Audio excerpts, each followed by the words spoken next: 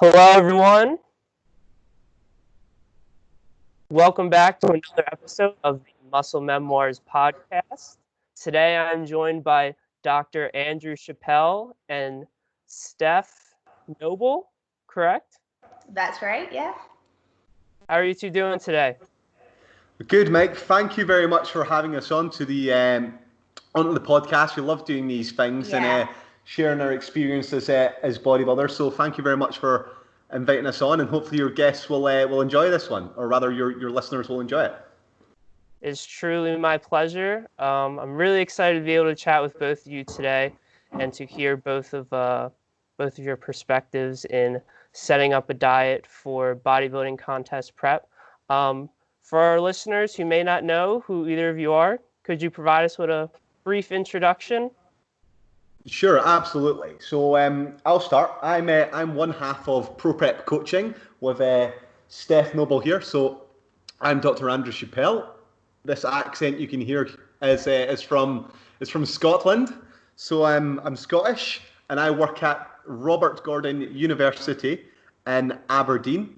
And I'm primarily involved in research involving natural bodybuilding populations and the dietary strategies which they follow to get themselves in shape. I'm also interested in psychological components associated with bodybuilding, physiological aspects, and I'm also interested in bioactive compounds. So things like citrulline malate, melatonin, cherry active, things like that, and how that can improve performance. And then I suppose the other side of things is I'm a natural bodybuilding pro. So most recently the WNBF Worlds. In the pro division, I competed in the middleweights. I was third in the world there. But I've been doing this for over 15 years now. And I coach athletes as well. So we prep a whole load of athletes from across a different range of sports. Rugby, triathlon, running, bodybuilding, strongman, powerlifting. We work with a whole host of different people and we try to prep them for their goals. So that's who I am. That's me. And yeah, so thanks so much, Mike, for having me on as well. And I am the other half of Pro Prep Coaching, along with Andrew here. To give you a brief overview, I am one of the top professional female bodybuilders in the world as well. I've been competing for almost 10 years now, all over the world. 3 British titles, which I don't think any other UK woman has got under their belt yet, which is awesome. And I've competed in quite multiple world championships as well. So very much well versed, probably for my own sins, in the bodybuilding world. Yes. Probably the best thing though that was one of my best sort of accolades last year was hitting the NABBA Universe stage. So kind of one of the oldest school bodybuilding stages you could feel like you want to be part of. It was cool. Absolutely awesome. So alongside my bodybuilding career, I am a national touring UK posing coach. So I'm one of the top posing coaches in the UK for bodybuilders. I do online with a lot of international competitors as well. And my background is in health and fitness. I have also had numerous businesses which I've sold on to, and I have now just put all of my eggs in the one basket, focusing on pro prep coaching. So really providing as much professional health, fitness, and strategic bodybuilding coaching for online competitors and also competitors in the UK. So yeah, that gives you an overview of who I am too. Yeah, there you go. So that's Steff and Andy. That's us. Fantastic. So this is kind of a follow-up to our contest prep diet debate with Eric Helms and Cliff Harvey. And so our goal was to kind of find other experts in the field to kind of give their take on the topic and how they would send up a contest prep diet. And for our listeners, as you can tell by each of your backgrounds, can't think of any better guests to have for this episode. As far as experience goes in competition, coaching, education, these are some absolutely superb guests we have here today. So to get right into our first question, I think we can all agree that when setting up a contest prep diet, protein intake and overall calories are going to take precedence. And then the rest is kind of nuances when it comes to the distribution of fat and carbohydrate in the diet. And this can mostly just revolve around the individual preferences that you're working with. But there are some coaches which, if given the opportunity will lean towards a higher fat or a higher carbohydrate intake with their athletes if there really isn't a preference for either. So, Andrew, can you talk about where your general preferences lie in setting up a bodybuilding contest prep diet? Okay, so I think you've done a very nice job there actually in summarizing that point. So yeah, bodybuilders in general, they kind of get it that protein is important. So they put the protein on a pedestal. And most of the time when you're working with people, you find out that they're eating, I don't know, around about 2, sometimes 3 grams per kilogram of body weight of protein. So in terms of setting that component up in the diet, people have normally got that nailed down. Sometimes it's a case, though, that you maybe have to reduce it a little bit because they're eating maybe excess, and you can redistribute those calories a little bit elsewhere amongst the carbohydrate and fats in terms of the energy intake. So that's the first point. I don't think it's always obvious though to bodybuilders that energy is as important though. That's something that I don't think is as obvious at all. I mean, but we'll go with that. In terms of general preference, I think I would probably more err on the side of a little bit more carbohydrate as something which I would try and often set my guys up with and the girls up with in terms of prepping them. So that's based around my research and my experience. So the observation that carbohydrates are needed for activities in which glycolysis is the main energy substrate for exercise. So pumping, bodybuilding, when we're building up lactic acid, you use a lot of carbohydrate. So again, that's why we make that the main energy store in that respect. Fats, probably more so important when it comes to aerobic exercise, particularly that sort of long distance stuff. And maybe need a little bit more higher proportion for that. But generally speaking, we tend to set it up more with a shift towards the carbohydrate sort of carbohydrate era. In terms of how much, I know that's probably the question that you've got coming next. Mm-hmm. I mean, protein's around about 2.3, almost up to around about 2.6 maybe, and it'll shift as the person loses weight, grams per kilogram of body weight.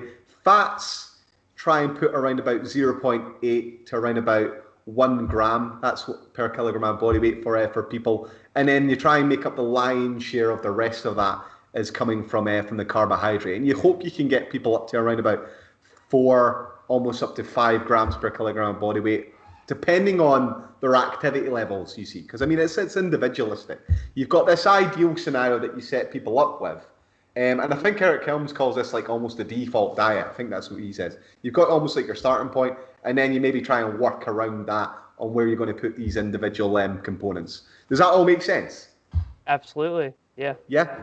Cool. I'm not sure if I answered your question completely there, but that's maybe the sort of the first approach I would take. You did. And then Steff, I want to get your general take here.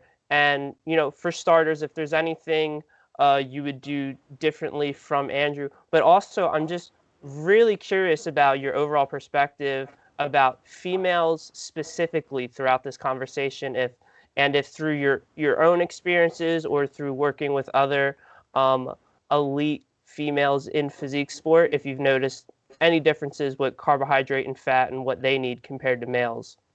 Yeah, absolutely. I think it's a really good point because, of course, as Andrew said, it's person to person dependent, and this is very much specific to females as well. I mean, we typically see that because women are just smaller people generally, mm-hmm. we're not the male population, we need to have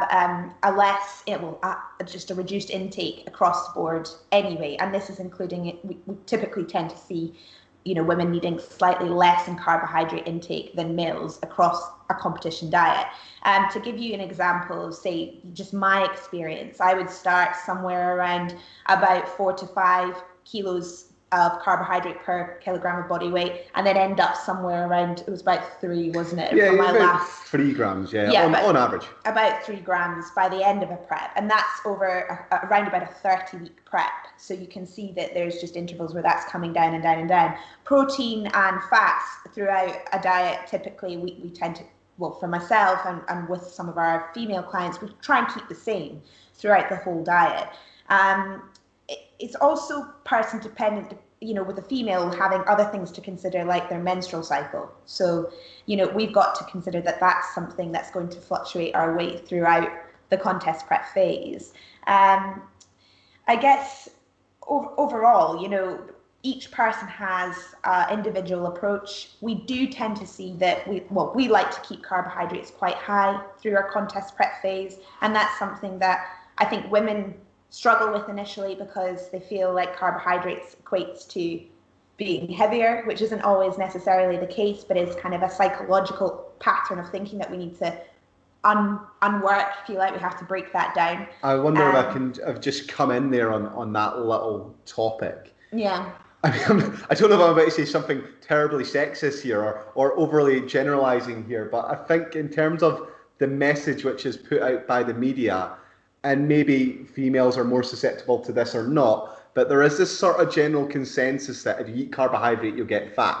Yeah. And that's what we see a lot of women coming to us with this general sort of notion, and it's trying to change that. Yeah, it's trying to unpick attitude. that behavior around carbohydrate and realizing that it's not, you know, necessarily what makes you fat. It's the control of the macronutrients as a whole process and how we work with that. Yeah, and the energy, yeah. Mm-hmm. I mean, from a physiological perspective, I mean, we've got to sort of be aware of as well. I mean, I didn't really touch on this, but Steph's touched on it here, that in terms of the ability to oxidize fuel sources, women typically will oxidize fat a little bit better than men. Mm-hmm. And that might be why they do a little bit better at long distance sports, at those ultra endurance events than guys. But I'm not an expert on that by any stretch of the imagination. But no, they typically oxidize fatty acids a little bit better. And when we look at populations of bodybuilders, ones which are females and males, generally guys eat a little bit more carbohydrate. Women are eating a little bit less carbohydrate in that respect there. So guys, generally, you can start them off around about 4 up to 5, 6 grams of carbohydrate per kilogram of body weight. Women, it might be actually on the lower end there. So you're looking about 3, maybe 3.5 up to 4 grams per kilogram of body weight there as well. And it's important to remember that women are not just small men. Yeah, they're not just a smaller human being. Yeah. And they've got coming at this with their own nuances and psychological components that are different from men. So does that answer your question there? Yeah, certainly. And I definitely want to follow up a little bit more on the menstrual cycle and that. But before, just quickly, so since you are kind of emphasizing a relatively higher intake of carbohydrate, does that mean that you tend to prefer to set fat at kind of like a minimum and then just like not touch it for the majority of prep and primarily pull from carbohydrates? Or what's your rationale for reducing calories? Yeah, that would, what you've touched on there is generally what it is. I mean, what you want ideally is maybe someone to have around about 30 calories per kilogram of body weight as maybe about the baseline for your male or your female. If you can get them to that and try and maintain them that as the duration of the diet goes on. So, I mean, you're cutting calories, but because you're cutting calories, their weight's coming down, so they maintain that relative sort of intake. If you can, you want to take that even higher, up to 35 calories, even in some cases up to 40 calories per kilogram of body weight. But that's really dependent on what someone's activity levels are. If you got someone who's on their feet all day, or doing a lot of work, then you can put a lot more calories into those individuals, if that makes sense. But no, generally speaking, you want to try and, the approach is to try and maintain that 1 gram-ish, 0.8 grams per kilogram of body weight intake within your competitor, and then take it from the carbohydrate, because you've got them really high to start from. That's the energy source at which you can pluck it from, because you've got to take the calories from somewhere. They've got to come from somewhere. And if you've got a massive surplus over here, and you're thinking that taking it from fats might impair hormonal function, which it might, then they maybe want to preserve this. And you don't really want to touch protein too much unless it starts creeping up above about 2.6, 2.7, 2.8 grams per kilogram of body weight, in which case you can take a little bit of protein from there. So yeah, the lion's share you would hope to take from the carbohydrates as you go on. And that's also relative to some of the, the strategies that we take with some clients where we'll use a carbohydrate cycling approach. So we're changing the carbohydrates as whether it's a rest day, a training day, maybe a high performance training day, a low performance training day. And we've kind of seen across the board that cycling effect can have quite a good effect on their performance generally across the board. So that's another reason why we use carbohydrates as the main source, where we're doing the most kind of flipping around with those rather than fats and proteins. So, question primarily for you, Steff, but Andrew, if you have any thoughts on this as well, of course, feel free to touch. But this just came to mind. It was something I read from Lyle McDonald's women's book. And he discussed a potential concept of, during the menstrual cycle, altering the ratio of fat and carbohydrate depending on which phase of it you're in. I forget the specifics, to be honest, but like whether you're in the follicular phase or like the luteal phase. I believe the luteal phase is worse for water retention, and how you might want to increase fat more and lower carbohydrate during that compared to the follicular phase. Again, I'm not quite sure about the specifics, but do you really get into any of those complications with your female clients and their menstrual cycle for dieting? Or it's a really interesting point. I think from my perspective on coaching, I take the approach of listening to my clients from a psychological perspective when it comes into the menstrual phase or the different menstrual phases, and apply kind of more of an experience approach to, when you're in maybe the follicular phase, you're maybe stronger. When you're in the phase just before your period's about to come, you're holding a lot of body water, you're feeling very anxious, and you tend to typically find that sometimes that fuel can be great in the gym, but it can also be extremely not effective in the gym as well. You don't want to be running into the gym and just taking all that frustration out onto the weights. Right. Two things can happen. You can either lift that deadlift or it won't be going anywhere. So it's kind of one of those. But I think, the period, the cycle, the menstrual cycle, and then manipulating fats and carbohydrates, I don't have enough information to suggest, or evidence to suggest, that that's going to be of massive benefit at that point. I think understanding the cycle and where they're at in the cycle, and psychologically how that's going to make the female feel, is going to be a lot more helpful for them to then go, okay, I'm in this phase. I know I'm going to be a bit more sluggish right now. I know I'm going to be feeling maybe more hungry than I normally am. And if I understand those feelings and symptoms, then when I go and approach my gym session or my training session, I might then be able to then rationally explain why my lifting might not be as good or better, for example. Does that make sense? Absolutely. Yeah, I think those are some fantastic points.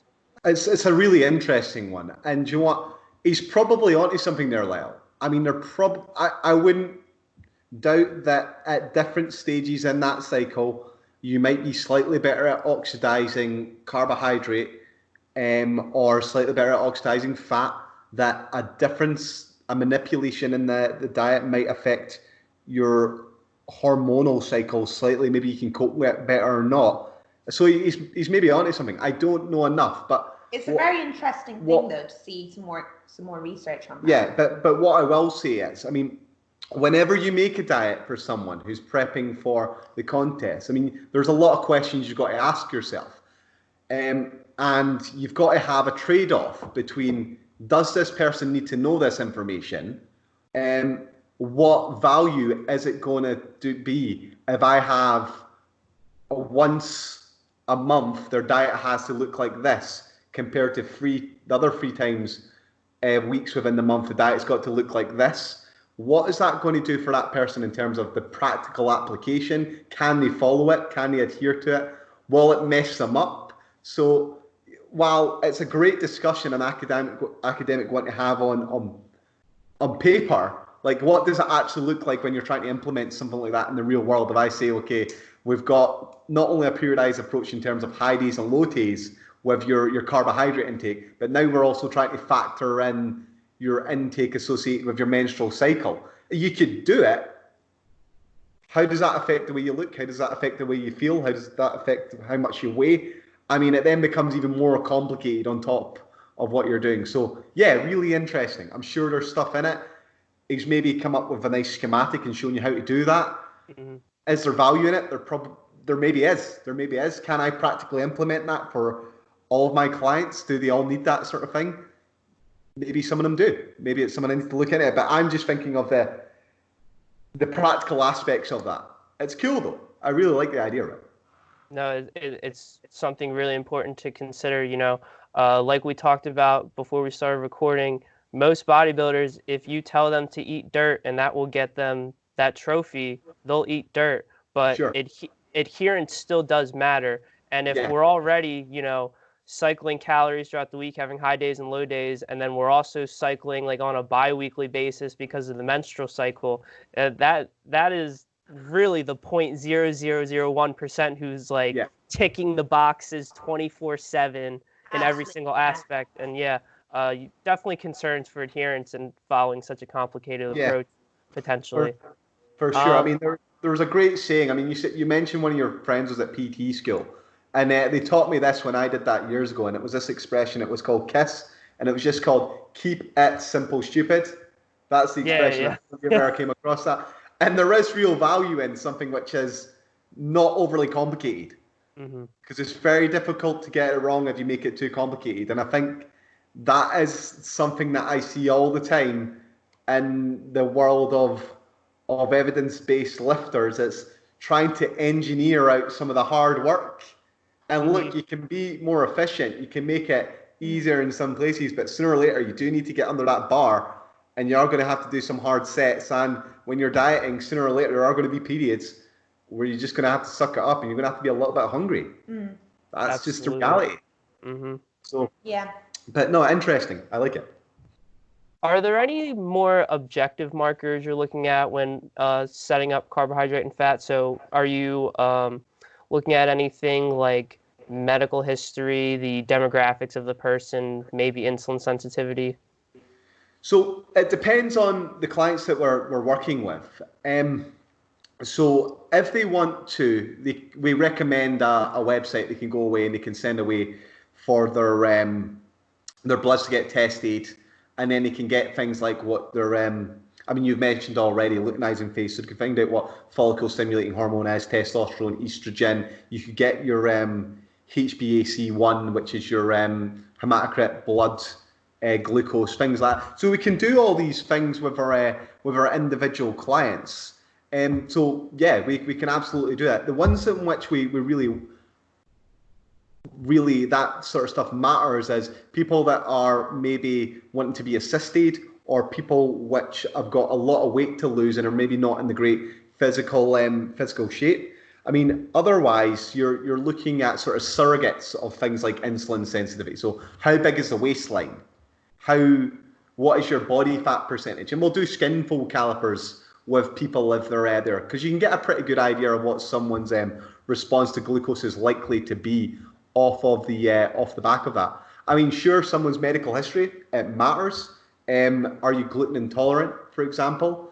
Are you on cardiovascular disease medication? So things like potassium, if we put too much in our diet, if we give them too many bananas, then that sort of thing will matter, because then you might struggle with your blood pressure, and you would know that better than most, being a dietitian student.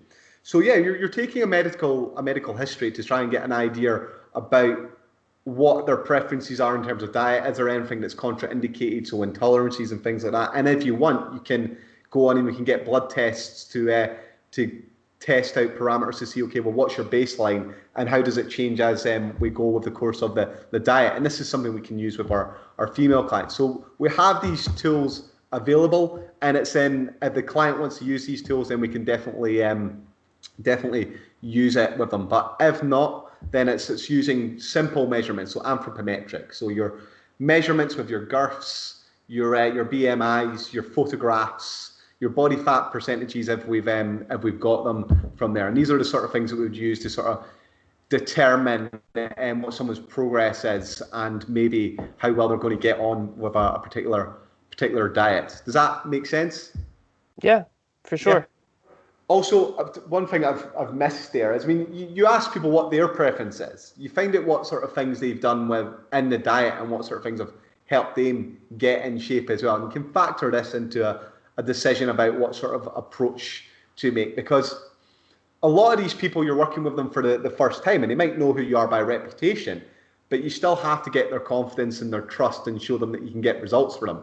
So maybe if someone is quote unquote carb sensitive and you put 500 grams of carbohydrate in their diet, that would freak them out. Right? So maybe you've got to go with what they want to do initially and then adjust it thereafter. Does that make sense? Mm-hmm. Once you've got their trust and their confidence. Hopefully I've answered that. What do you think, Steph? Yeah, I mean, I agree. I think sometimes we may have a client who comes to us with specific dietary needs or, factors to consider. And if they have been working closely alongside a dietitian, we sometimes actually hook up in partnership with the dietitian themselves to find out where their markers are. But then I think it's important, like any coach should do, is to actually educate the client on, well, what does insulin sensitivity mean? Do they really have insulin sensitivity? Exactly. Or is that going to be something that we need to kind of look into a little bit further? Because there, you probably know yourself, Mike, but there's sometimes terms bandied around because they're quite trendy, and people kind of can think, oh, I fall into that category because I don't, deal well when I eat, a ton of rice one day, or, etc. So it's all about figuring out where these markers are and how then we navigate them and then put the diet and the training programming together specifically for their needs. And the more data you have on a person, the more individually specific you can make it. Absolutely. I mean, you've made a great point there. I mean, there are certain things bandied around. I mean, if I know what someone's insulin sensitivity is, I can then maybe work out that, okay, this person has not got healthy blood glucose response off this, so they need to lose weight. Does that change the approach of the diet that I might potentially put together for them? It could do, because I could put them on a lower carbohydrate diet in response to that. But most of the people we're working with are not needing that level of detail. And I guess I would say with that. Yeah, Steph, I think you made an absolutely great point there. I mean, it's something that we touched on with Eric Helms and Cliff Harvey. Like, insulin sensitivity is a perfect example. So it's something everyone loves to talk about, but like whether it actually matters and they know what they mean is completely different. And exactly. As we discussed, when it comes to bodybuilders, like, there isn't a more insulin sensitive population. Sure. But like, despite that, there's so many within the field that are like, well, should I take, this supplement or that to improve my insulin sensitivity? And it's like, you weight train, you're 12% body fat as a male, like, you're about as insulin sensitive as it gets, but it's a fascination among many in our field. I can give you a great anecdote, Mike. This is a paper that I've been trying to work on to publish for a while now on strongmen. And these guys, I mean, when you take their body fat percentages, some of them are like 30, 40%. They're like, some of these guys are 180 kilograms, which I don't know what that is in pounds, but in fact, I've got a calculator here. Probably so some around 400, I think. 396 pounds, right? Okay. So massive guys, and you're doing DEXs on them and getting their actual amount of muscle mass. And some of them have got huge amounts of muscle mass, huge amounts. And we take their blood pressure, you take their resting heart rate, and things don't look good there, right? You take their cholesterol, things don't look good there either. You take their fasting blood glucose, you give them an oral glucose tolerance test, and they nail it. Like, they've got so much muscle that they're not suffering from insulin insensitivity or anything like that. So that's just backs up that point that you make. I mean, tons of muscle makes you better at depositing glucose within it, and it's going to improve your insulin sensitivity, if you like. That's an awesome point. I really appreciate you sharing that. It really rides that point home. I want to transition into regional differences in carbohydrate intake. Andrew, you do have a couple published papers on carbohydrate intake in British natural bodybuilders, and you kind of showed how elite competitors tend to have a relatively higher intake compared to novice or amateur competitors. Sure. But as we talked about previously on the podcast, just across the globe, it seems like depending on what country you're in, there's a different opinion on carbohydrate intake for sport. And Cliff Harvey, talked about how in New Zealand and Australia, they tend to be a little more accepting of low carb. And then Eric Helms even said that carbohydrate intake, from what he's seen, tends to be even higher in the UK compared to the US. So could you touch on what you found in your papers in regards to the UK, and just based on your coaching experience, the clients you've worked with, if you've noticed anything internationally in differences and preferences for carbohydrate intake and dietary patterns? Sure. I mean, me and Steph were talking about this before we came on, so Steph will just jump in here on this one. But what were you saying, Steph, just to start with on this one? Well, I mean, I think it's interesting. We have international clients, and obviously we've been in the UK industry fitness-wise for a very long time. But there tends to be this sort of collective notion in different areas of the world, if you like, within the bodybuilding populations or the bodybuilding collective, if you like, about what specific protocol or strategy works the best, or how much, in the US, of course, we see the trends of the lower carbohydrate diet being the diet that kind of precedes all, whereas in the UK, we're kind of the flip reverse of that. We see the higher, well, some parts of our industry do at least, see the higher carbohydrate diet being the be all and end all for that hard granite condition. So, there's this really interesting group collective that people ride the wave of, I think, where a lot of coaches, perhaps not so experienced coaches, will believe that those certain strategies will be the most efficient for getting you into shape. Whether that's the truth or not, I don't know. But again, it comes into that sort of trend setting of what's the best diet to get yourself in shape. And I think in the US, listening to some of our international competitors, two of who are in the US at the moment, one particularly who is always questioning our carbohydrate strategies around what we're doing. Yeah, she's lost 20 pounds. Lost like 20 odd pounds. She's in the best shape she's ever been, and she's done all of this on a completely different strategy to what she's done before. Yeah. And we keep talking to her about this different mindset where, she's with UK coaches giving her a protocol that we believe is going to get her into even better shape than where she was before. And whether that kind of works out or not, it's great for her to see that it can be done on this different approach. And I think it's just, I'm going off on one here, but yeah, there are definitely patterns that people are sticking to in different areas across the world.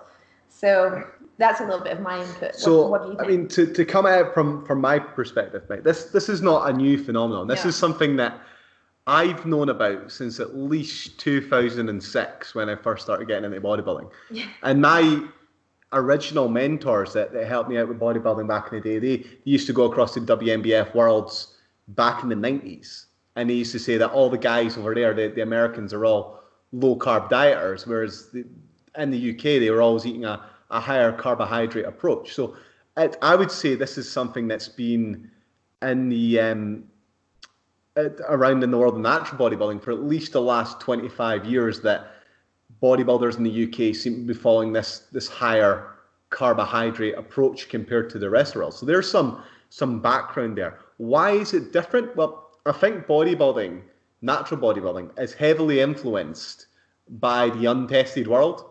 I mean, the two are mixed quite a lot, and you can't help but know who Mr. Olympia is, even if you're competing in the world of natural bodybuilding. And there are coaches in the untested world that, again, have got a lot of influence on the way that you approach a dietary strategy. So this is going to influence the sort of ideas about the best ways to get in shape for competitions. Mm-hmm. And then there are coaches, well-known ones as well, within the US that work with natural competitors that favour this sort of approach as well. So, I mean, I'm not going to name them, but certainly that is the approach that seems to be favoured. Now, what I would argue is what is required for someone who's getting in shape from a untested perspective is very different from what you can get away with someone that's natural. Mm-hmm. I mean, as soon as you lower your carbohydrate intake, then your body's going to start to make carbohydrate through gluconeogenesis, so from non-carbohydrate stores. And that means that you're going to start making carbohydrate through the process of deamination and transamination to make your energy stores. And that means that potentially losing muscle tissue. And you don't have those issues when it comes to taking anabolic steroids. So that's the one thing, and that's why I would sort of posit that there's a different approach is maybe perhaps required between the two sort of sides of the sport. Now, the hypothesis that I had, which was, okay, there's this movement that seems to have been taking place within the UK since around about the early 90s, that the people that were doing very well in bodybuilding were eating gradually more and more carbohydrates, just sort of testing out and being really the sort of forerunners on this to see, well, look how much carbohydrate you can eat and still get in shape. And that really sort of got traction around about 2013, 2014, and a lot more people started moving towards this approach as well. But that's in spite of the fact that we've had evidence from like Gary Slater and Kevin Phillips, who were like posting stuff on recommendations for bodybuilding populations that you should be eating between about 4 grams to 7 grams of carbohydrates. I mean, they're posting that stuff in around about 2004 in review articles. So we've known for a long time that, as I said right at the start of the show, that exercise that requires a large output in terms of glycolysis requires carbohydrate. Yeah, so we've known that for a long time, and people were sort of pushing this in the UK, really testing it out and seeing how much carbohydrate they could eat and still get in shape in that respect. So I think we took a more scientific approach, I'm going to say that, than the rest of the world. And then the hypothesis, I said, was, well, let's see what the difference is between the people who are getting in shape versus the ones that are not getting in shape. And it turns out that getting in shape looks like you've got more carbohydrate coming in, certainly within the UK. So that fuels the workouts more efficiently. It maybe helps adherence. There's maybe a help in terms of satiety, because high carbohydrate diets mean higher fiber diets. So there's more satiation going on there as well. It flies in the face of the hypothesis that actually you need a lot of fat, because these people are in great shape, really good shape, not lacking muscle mass at all. And they're some of the best in the world, but you'd think that having a lower testosterone or estrogen output from a lower fat diet would influence this. So it certainly goes up against that. And then the other one, as I've mentioned already, you're limiting any potential gluconeogenesis that takes place, because it's flatness. So not having muscles full of glycogen that seems to lead to muscle loss. Yeah. So that visual representation of a flat look, in my opinion, can sometimes be confused with really good condition. Yeah. Oh, and that's totally. That's something that I think has to always be monitored when we're looking at a low carbohydrate diet. You know, a flat conditioned body isn't necessarily a good visualization of a good diet. You know, it's just not. So yeah.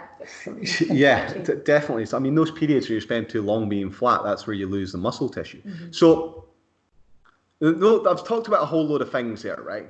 So that's what we've seen in the UK. But when you go over to the States, you've got to sort of realize as well, is that the bodybuilding landscape is very different in the United States compared to what it is in the UK. In the UK, we've got 3 natural bodybuilding organisations. We've got 2 really that lead the way. And you've got to go through qualifiers, and you go for these qualifiers, you get to the British finals. It's a bit like the NPC, where you'd have the regional show and then you go on to be the champion. And that's the way in which you obtain your pro card. And we only give about 1 pro card away a year in the UK for natural bodybuilding. So you've got to be really, really good. So we've got a really great amateur scene in the UK that unfortunately in the US, you guys just don't have. So that your amateur level is just not as high as what we've got in the UK.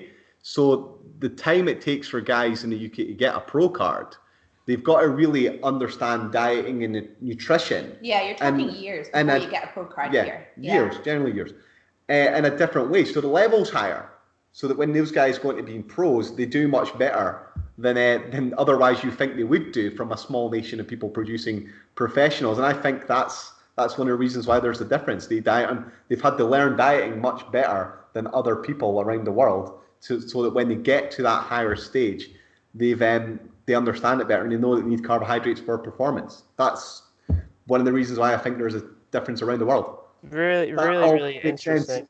I mean, I've been to 5 or 6 world finals, and I've seen competitors from all over the world. And believe me, I mean, the people, because of that structure of having a really difficult to obtain pro card, it really sets some of these UK competitors apart from what you see in terms of the pros that we see over in the US. The level's just really high.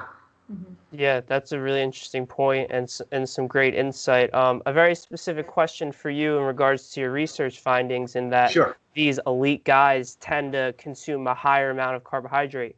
Yeah. What role do you think there is here of the elite guys being perhaps just more experienced, realizing that they need higher carbs and that this is better for the overall outcome, compared to the fact that they might just have way more muscle than people who are lower on the totem pole, and as a result, they're just consuming more carbs? Does that make sense, what I'm getting at? Yeah, I know what you're getting at. I think it's the former, as you said. Okay. I think it's totally the former. I think they've had to really spend a lot more time training, more years competing, and they've learned that this is better for the outcome. I don't think they necessarily always have more muscle pound for pound. Okay. Because I don't think that other people are maybe obtaining the same level of conditioning, or I think they're maybe just losing muscle mass as they get ready for shows. I mean, there's some nice case study examples. The Robinson one's probably the best one of this, where the guy lost 43% of his fat-free mass getting ready for a contest in 16 weeks, compared to slower dieting processes whereby you're limiting it to 12-20% of what you lose is going to be muscle mass. So it's all about maintaining that muscle mass and doing it nice and slowly with the diet. Yeah. I mean, I don't know if you've got anything to say on that between the two examples, Steph. No, completely agree. I think we tend to see the top level competitors in the UK having to do this for years and years and years until they get to that pro elite status. I mean, how many years did it take you to get to your pro card? 2006 to 2014. So that's for, what's that? 8 years to be a pro. Wow. I mean, and I competed 2006, 7, 8, 9, and then 12, 13, and 14. Like, that's not the norm in the US. Yeah, no. And I'm on the female side. It took me just over 6.5 years to get to my pro status with the DFAC. So it's not only geographical differences in carbohydrate intake, it's actual geographical differences in terms of what a competitor looks like in these countries. Big differences. But also, I would say there's probably, if you take bodybuilding as an extreme sport, how many people are at it for this length of time? Yeah. You know, how many people are actually dedicating themselves to bodybuilding for more than 2-3 years? Yeah, maybe 2-3 years, I would say, is and particularly the life cycle of bodybuilding. If I just kind of chime in with my female hat on here for a sec, you know, we have other things to consider, like raising families. Do we want to go on and, you know, think about whatever else? So even in the female side of bodybuilding, how many females really are actually sticking with bodybuilding for more than sometimes even one? I mean, I think back to the girls that started with me in 2012, 13. I'm the only one standing in the UK still kind of pushing at this level. And I've got to ask myself my question. Why am I still here? Why am I still here doing it? I kind of love it, I guess. But yeah, it's not something that everybody just sticks at. So we don't have as much, I suppose, data we could have if more and more people did it. But yeah. Excellent. Very cool stuff. Sure. So let's get into our last topic here, which is refeeds, which is a super interesting topic because, as we talked about previously, as far as the research goes, not much is there. We just had a novel study come out from Bill Campbell's lab in the University of South Florida. But besides that, it's mostly anecdote, experience, and potential just lore within the bodybuilding community of this magical effect of refeeds. So it becomes really crucial to kind of lean on the experience of experts in the field, like yourselves. So Steff, I'll throw out the initial question to you. What is your general approach for utilizing refeeds? Is there a certain point within prep? Is there a certain body fat or number of weeks of continuous dieting where you like to implement these? And what do you traditionally start with? Maybe just a one-day refeed or multiple days? Kind of just tell me your general strategy. Yeah, sure. So, I mean, Again, everyone's going to be different. My strategy for myself, we laugh about this. Andrew and I laugh about this because we're so different. I have refeeds in my diet, my contest prep diet, usually right from the start. But that is only if I am in a good place to start with, if my body fat and obviously my starting weight is not too far away from within the time frame I have to start going. So let's take, for example, my last prep. I would interject a refeed once a week. It was on a Saturday. It was only one meal, and that meal would be made up of usually kind of a higher fat meal because I took my fats relatively low. So for me, the refeed is not necessarily something I do from like a nutritional standpoint. It's a psychological standpoint I put this in there for. So if we take the refeed as kind of like a bit of a spike, if you like, at the end of that week, where I'm just trying to mitigate my kind of downregulation of hormones, and I'm trying to give myself a bit more of a boost to then perform well in my training throughout the following week. That's why I put my refeed in, and the refeed is usually the same thing every single time. It's very controlled. Is it kind of naughty foods, if you want to call them naughty foods? I'll be honest with you, it's always been the same, and it will continue to be, no doubt, but it is a pizza and a tub of Halo Top ice cream. That's usually what it is. Mm-hmm. And it's the same thing. Is it not the same thing every single week? No, it's the same thing. It's the same thing.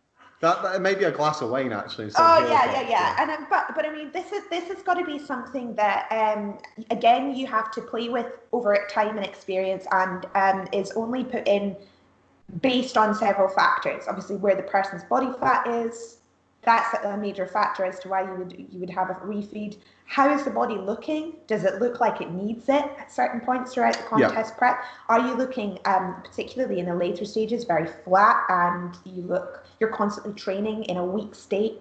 There's a lot of things from a coaching perspective that we have to be aware of and ready for why we would introduce a refeed into somebody's diet. On the flip side, do you want to explain your sort of okay, I mean, where to start? So, I mean, the refeed, the notion is that prolonged dieting leads to suppression of your metabolic rate and a reduction in things like thyroid function, testosterone, estrogen, and increases in things like cortisol, which might be counterproductive towards maintenance of muscle mass.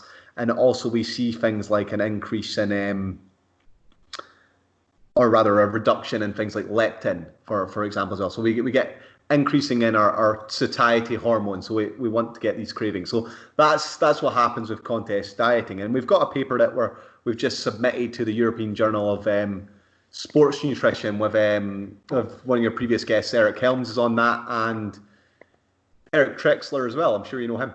So we've done a paper on this, and that's typically what we see. So people's metabolic rates get suppressed over time.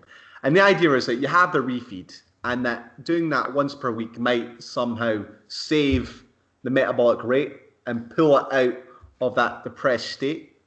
And your hormones might come out of that depressed state as well. Plus there's that psychological relief associated with having the refeed, and you get adherence to a plan that way. So that's the notion, and your guests have spoke about this, I'm sure, as well. So I mean, I would sort of always contest that. Well, I can see that those are the benefits of it, but if you could maintain a higher baseline energy intake over the course of the week, rather than having a period whereby you've got an excess deficit which is recovered by an increased spike, then you might be able to maintain your exercise performance better, and that performance might be conducive towards more muscle mass sparing and a better physique at the end of the contest cycle. And then I guess the study that you're talking about, which got released recently, as you're saying, from Bill Campbell's lab, sort of was trying to identify the question, well, is it 6 and 2 freeze? Does it really matter the way in which you do it? Do you lose more muscle mass doing it one way? Do you recover metabolic rate the other way? And what it kind of showed was that the refeed was advantageous from from that perspective compared to the sort of traditional just maintaining your calorie intake across the course of the week. Now, we laughed about this beforehand and we did this podcast, but I mean, these studies are difficult to do. Is this study going to be the definitive study that proves that this is the way that you have to do it to approach your contest prep? I don't think so. I think other people will go on from this, and that's what we talk about when we say standing on the shoulders of giants, moving on with research. So, yeah, it's a fascinating topic, and it's one that we talked about I think the whole time from the contest period. Yeah, what's quite nice is obviously me and Andrew, we live in a house together, we coach together, we prep together, but this is the one thing we do differently within our preps. And it comes to the end of the week, I have my refeed, you don't. I don't, yeah. And it's really interesting because we all know that people are different. They're going to go into the contest prep dieting phase with a different mentality. Some people are fiercely strong and can stick to a diet 24/7 religiously with no deviation. So we say the diet fatigue sort of component. So but that's not always a good thing. So that in my opinion, that's not always a good thing. That, you know, you can go on cranking for weeks and weeks and weeks and weeks and weeks on end with that mentality, but does it always mean that, you know, kind of the suffering outweighs the person who's potentially having the refeed? I don't know. But then you've got the opposite side of the spectrum where some people are mentally quite weak.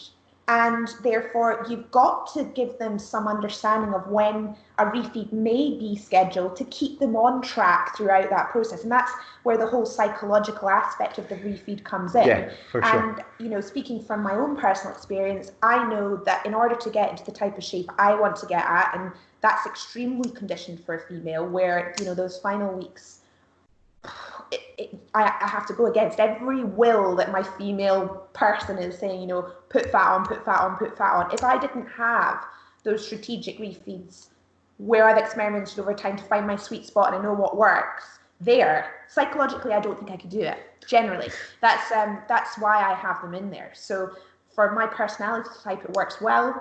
But I also do, from a physiological perspective, when I have the refeed, and that's maybe a injection of 80 to 90 grams of fat, would you say, probably? And probably something like that. I mean, it's a pizza, along that lines, you know, if I've been on really little throughout the week and then I have that spike, I feel awesome. You know, I'm going into the gym on a Monday with the mindset of let's kill this week, and that's what keeps me going and gets me into the shape that where I'm at. So that's the psychological side. Whereas I don't think I've had a refeed, man, for part of my diet since like 2008. Right? No, but then really. I am as hardcore as they come. He's hardcore. I see it. I know. I go on the diet, and that's the diet for the 30 weeks or however long it's going to be.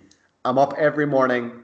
I pose in the mirror for 20 minutes, Monday to Friday, every morning throughout the process. I do my cardio. I just do it. I'm hardcore like that. Yeah. So that's the approach that I take. But I've done now probably about 30 competitions over a long time. I've dieted more or less my whole adult life.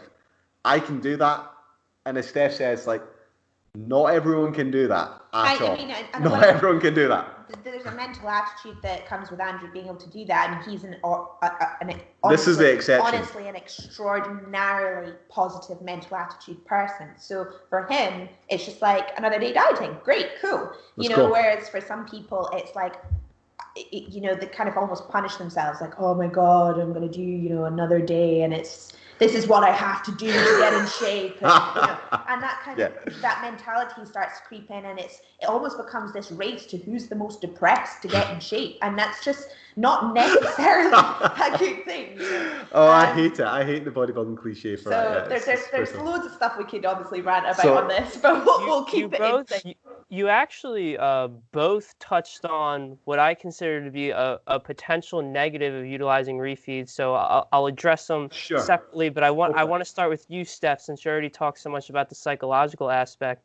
I think in regards to refeeds, considering the research we have, you know, whether there's any actual positives on your physiology is like pretty speculative. So I think the primary potential advantage is improving adherence, but I think it can also like ruin it in a sense. And based on my experience, what I've heard 100%. From other people, specifically having a single day refeed, I think can be potentially deleterious for a lot of people. And the reason for that is because it's only 1 day compared to 2 or 3 means that you can have an even higher intake on that 1 day. And for some people, it seems like that can run into, well, that can turn into, this astronomical intake on this 1 day. They feel like they can't stop themselves, or they overly look forward to this 1 day each week and they feel even more miserable on their typical diet days. Do you have experience with clients who feel like this, or, where 1 day is potentially like kind of contraindicated, using that with a potential client, Steff? Yeah, I think it's a really valuable point because, like everything, you have a line, and there's going to be a different reaction to whatever you ask a client to do. So you give a client, for example, 1,000-calorie refeed, and they start that refeed, and then it's, the ghrelin effect takes hold, and then that's it, they're off, and that's maybe a situation where that particular individual can't stop eating, and then the guilt sort of starts to sink in, and a whole host of negative effects start to take hold. Have we encountered that? Yes, 100%. We've had a situation quite recently, actually, with one of our clients who we have not given any refeeding protocols at all through the dieting phase. She was about 3.5 weeks out of contest, and she was extremely depleted. The physique was looking tired. The physique was also looking very flat. We gave her, she was really ready for it. She was vocalizing that as well. And we gave her an 1,000-calorie refeed. And we woke up to a whole string of texts, where she was like, guys, I've had my refeed, but I just gone for it. Went for it, and she probably about 3,000 calories. She had that exact situation that you're explaining, Mike, there, where she started with the intention of it being 1,000, and then suddenly the rest of the stuff that was available to her was consumed as well. Yeah. So. And then she's in the gym that night trying to burn it off and stuff like that. So then we have the psychological unpicking of, okay, well, why did that particular client do that? So what have we perhaps missed psychologically, that because we thought, she'll be ready to take this at this point. And we had to just look at it from an experience point of view. This is a first-time competitor. She's been in diet mode for 20-odd weeks. She hasn't had a refeed at all. And this actually is a really natural thing to occur. This is somebody who has never had experience of, okay, now I've just been allowed to have the food that I've not had for the last 20 weeks, and I want more of it, and actually a little bit more won't hurt, and then suddenly they've gone, 3,000, 4,000 calories deep. So what do we need to do? Well, just educate. That's the main thing, and explain that, it's been done many times before. I've certainly been there in the early stages, and I think a lot of bodybuilders will have. Everybody's personality type is different, and we have to treat each experience as an individual. But we took that situation and asked, well, what was going on whilst that was happening? And was it a case of you were aware of yourself doing it, or it was just that total instantaneous, the body is going, feed me, feed me, feed me, feed me. And she said it was just it took over. She didn't have really any thought process of it until the next day. So that's an example. What do we do with that? Well, there's lots of different things we can do. But I think from our coaching perspective, it's figuring out what the triggers were through that process, and then learning from the experience so it doesn't happen again if we're going to continue down the contest prep phase, and then marking and making notes about that particular individual, that they're susceptible to that being a negative experience rather than a positive one, and what can we do to combat that, perhaps putting more carbs throughout the week rather than a refeed day, thinking of other strategies to give this person rather than just the one-off meal where they could go gung-ho.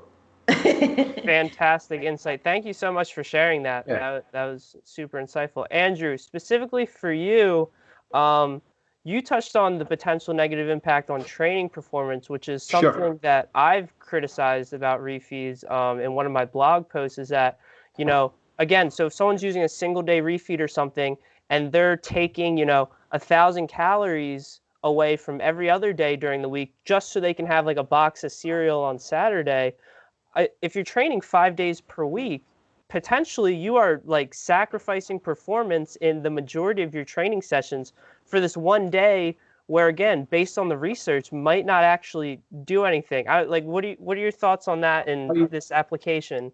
You're preaching to the choir on that one, Mike. I mean, I would agree with everything you've just said there. Okay. I mean, I don't know if I need to say anything else. Yeah, I mean, are you meaning to say that I've lost so many potential gains throughout my whole contest? Like, man, I've tried to tell her this, but damn. No, I'm with you. Like, I mean, you're in the gym. You've got to try and maintain performance as high as you can through the process, because you need to maintain muscle mass, and the surrogate you've got for that maintenance of muscle mass is what your strength is and how you're performing. And once those things start to dip, you can maybe say, well, maybe you're losing some muscle tissue. So, yeah, I'm agreeing with you on that one 100%. To go back to the point that you put to Stephanie, all the things that you were describing, though, I mean, that's the thing about coaching. You're working with people, and individuals, and we start this conversation about, okay, well, how do you set up a diet for someone? And we come at this with our scientific principles on what we know about what works for the individual. What works for the general pop, or what we generally recommend for bodybuilders and so on. We have these principles, but then we need to try and sort of modify that for that individual's specific needs from here. So I don't think you can do paint by numbers contest prep coaching. You can start with, this is how you want it to look, and you can try and say, well, we want to try and keep this person as close to this sort of ideal as we can, but you still have to get the person in shape. You still have to get them towards their goals, and it's an extreme sport. So sometimes you have to make that trade-off between, well, ideally, I want to have the carbohydrates up here so I can have their performance as high as I can, but maintaining carbohydrates like this across the course of a week, even though it's got a deficit, isn't helping this person lose weight. Maybe I need to have that period of dropping below a certain calorie amount and then having that refeed, and that's the thing that triggers them to lose the weight, and that's how their body works. That's the reality, and that's how you earn your money as a coach. You recognize these things, and you use all these tools you've got in your locker and your sports nutrition toolbox. Like a balance of retaining muscle and retaining sanity. Yeah, I think that's quite nice. Yeah, I might have lost, half an inch on my bicep, but I managed to complete my contest prep. You did very well. Yeah, you did very well. And this is a real topic. It's like if you want to get through, so many people drop off contest prep. Oh yeah, because they can't manage it psychologically, mentally. The issues around that don't get talked enough. We can of course. I love the research behind the training and the dieting, and kind of weighing up which contest diet is better than another, or which training protocol is better than another. But the topic of the psychological effects, to be able to actually complete a contest prep and get into whatever that best shape looks like for that particular person, depending on how much muscle they've got, are they starting out, are they a high performance pro, or wherever they're at, the competing as a linear timeline has to be managed for that person's particular behaviors, patterns, thinking, their lifestyle too, how the contest prep is actually placed in their life, what's going on around that. We've got to understand their whole world for this to work well and to get into the best place possible. I mean, on that particular topic, just as an anecdote, I mean, the people that come to us for contest prep, they're pretty on it. They're really motivated and they want to do a contest prep, so they're going to see it through. But I would say, generally speaking, if you're in your local gym and you've got a whole bunch of guys that want to do a contest prep, or ladies, the attrition rate's probably about 70%. So 10 people want to do the contest, only 3 of them really ever make it to the end. The rest of them they drop out because it's hard. Yeah, I mean, contest prep, there's no doubt about it. And this is something we talk about to our clients before they start. We talk to them about, are you ready for this? Do you know what this entails? Do you know how, we don't want to set anybody up for a fail. Yeah. But we also want to give transparent understanding of how difficult this prep can be, and it will change other areas of your life throughout this too. Sure. And you've got to be ready for that. And I think that's something that a lot of coaches don't speak about with their clients before they begin. Yeah, definitely. So from your own perspective, Mike, I think doing this contest prep for yourself, even though you've not been able to follow it through because of the current circumstances, I think it's really important that not only to be a person that's a researcher and being evidence-based, but you also want to be a practitioner so you can understand the practicalities involved in contest prep and being able to identify and empathize with your individuals that you might potentially working with in the future. And I'd say that to everyone, that you've got your ideal scenario that you want to diet someone in a particular way, and then you've got to modify it around what life circumstances throw at your clients. Yeah, we talk a lot. We've got a YouTube channel that we talk a lot about this kind of stuff on there as well. Cool. Right, Joe, we talked a lot there. We can just go off on one. Does that all make sense, Mike? Extremely well said. I've taken up a lot of your time up to this point, and it has been an absolute pleasure. I've really, really enjoyed this conversation. So let's end this. Quick plug from each of you. Where can people find more about you? Tell us more about Pro Prep Coaching. Okay, so Pro Prep Coaching, I've got my t-shirt on, being organized. So you can check us out on our website, www.proprepcoaching.com. Also check us out on the Instagram, check us out on the Facebook as well. You can find myself and you can find Steff. I'm fueled by Scott's Oats because I like porridge oats. And and I'm Steff Noble Figure Pro on the Instagram as well. Also check out our YouTube channel where we discuss loads of awesome topics, just like what we've been talking with you, Mike. Yep. That is Pro Prep Coaching by Dr. Andrew Chappell and Steff Noble.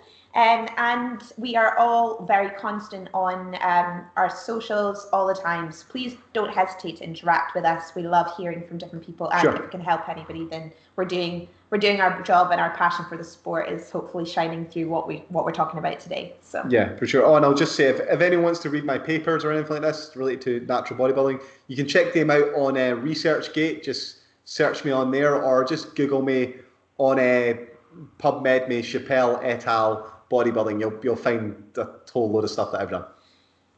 All right, everyone, check them out. That does it for another episode of the Muscle Memoirs podcast. I hope you enjoyed.